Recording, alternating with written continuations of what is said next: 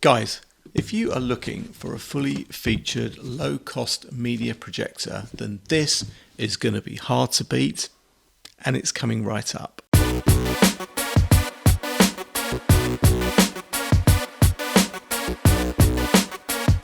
What's up YouTube? Dave here with Seen Through a Lens, and thanks for stopping by the channel. We make lifestyle videos and all things tech, so if that's your kind of thing, then please consider subscribing to the channel and clicking on the bell icon so you could be notified of new videos. So guys, I am super excited to be taking a look at this cool little multimedia projector, and I've got to say, I've reviewed quite a few of these, and you know what? They just keep getting better and better. Now, I was asked to review this Rayfoto projector, and as you know, if you follow my channel, whether I buy it myself or whether it's sent to me, you're always going to get an honest review from me, good, bad, or indifferent. Now guys, before we get into it, let's take a quick look at what's in the box. So first off, when we open the box, we have everything packed in a rather funky little backpack. So whether you're taking this out to your friends or family to watch some movies, or taking it out for some outdoor viewing, or even a business meeting for some presentations, this is going to make life pretty easy when carrying this projector around. Open it up and we have some instructions. We have some cleaning swabs and a little adjustment screwdriver. Then we have an HDMI cable and the remote control. Now guys, a quick note on the remote control. You're going to have to supply your own AAA batteries. That's a bit mean guys, but no worries, luckily I have some. Then the last of the cables are the power cable and some analog cables to connect non-HDMI kits. Then at last we get to the main event. We have the projector itself. Now first off, this is pretty light and it's around 10 by 8 inches in dimensions. It's all plastic, but most of these are. You've got your controls on the top as well as your focus wheel. On the front guys, the lens is covered by a cover. Flip it round the side and you have a filter. Flip it back round to the back and you have the power socket, what looks like an IR window, and whatever that kind of cloth covered circle is. I've no idea. Over the other side, you have all of the ports. You've got two HDMI ports, you've got two USB ports.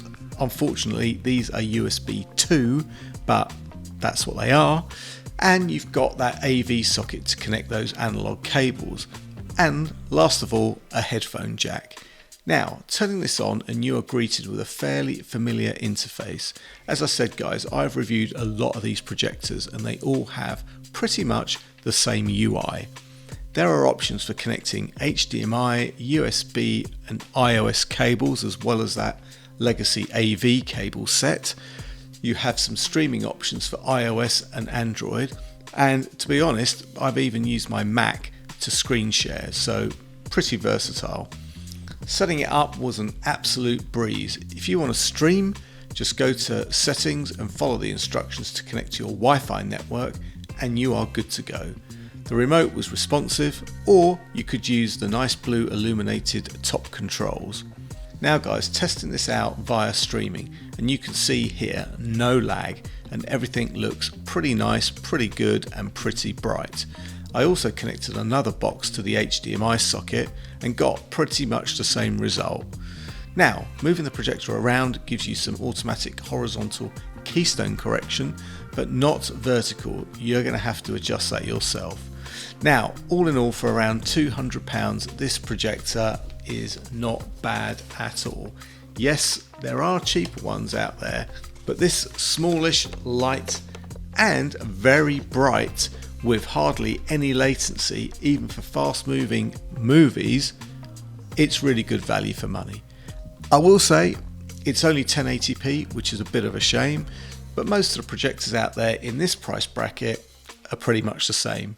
To get proper 4K, you're going to have to really step up a notch, and that definitely adds more to the price.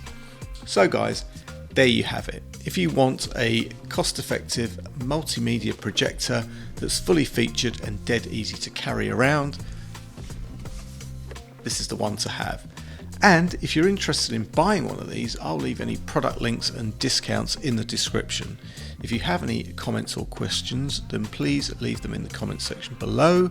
Until then guys, thanks to you for watching. I'm Dave with Seen Through a Lens. Please like, please subscribe, and please click on that bell icon to be notified of new videos. And I will see you in the next one. Bye for now.